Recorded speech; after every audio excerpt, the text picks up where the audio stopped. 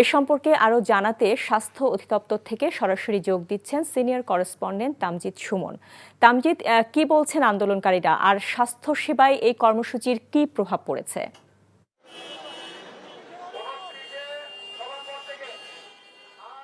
আন্দোলনকারীরা আসলে সকাল থেকে এখানে অবস্থান নিয়েছেন এবং তারা তাদের দাবি, যে 6 দফা দাবি আছে, তাদের বেতন ভাতা উন্নীতকরণ এবং যে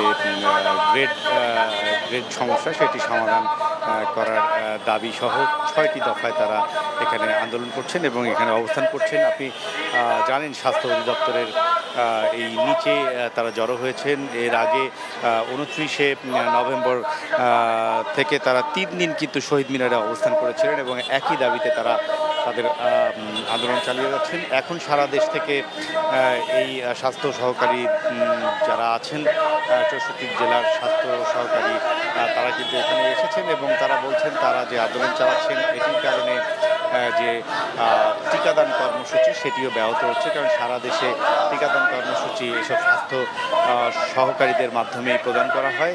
এটি যেমন একটি বিষয়, এবং তারা বলছেন যে তাদের যে গ্রেড বৈষম্যটি রয়েছে সেটি সমাধান করা হচ্ছে না এবং স্বাস্থ্য সহকারীদের বেতন ভাতা যে উন্নীতকরণ, সেই জিনিসগুলোর দিকে আসলে সরকার দৃষ্টিপাত করছে না এবং তারা বলছে তাদের যে দাবিগুলো আছে সেই দাবিগুলো অবিলম্বে যদি পূরণ না হয় তাহলে তারা এই আন্দোলন চালিয়ে যাবেন এবং তারা বলছেন যে এই দাবি পূরণ না হলে আগামী 24 ঘন্টা পর্যন্ত তারা দেখবেন এবং সেই দাবিগুলো যদি পূরণ না হয় তাহলে তারা বৃহত্তর কর্মসূচিতে যাবেন এবং আরও কঠোর কর্মসূচি গ্রহণ করবেন। তো সব মিলিয়ে এখানে স্বাস্থ্য যে কর্মীরা রয়েছেন তারা আন্দোলন করছেন এবং তারা বলছেন যে এই আন্দোলন তারা চালিয়ে যাবেন। এখন পর্যন্ত এই মহাখালীর স্বাস্থ্য অধিদপ্তরের নিচ থেকে এটি আমার কাছে সর্বশ্রেষ্ঠ।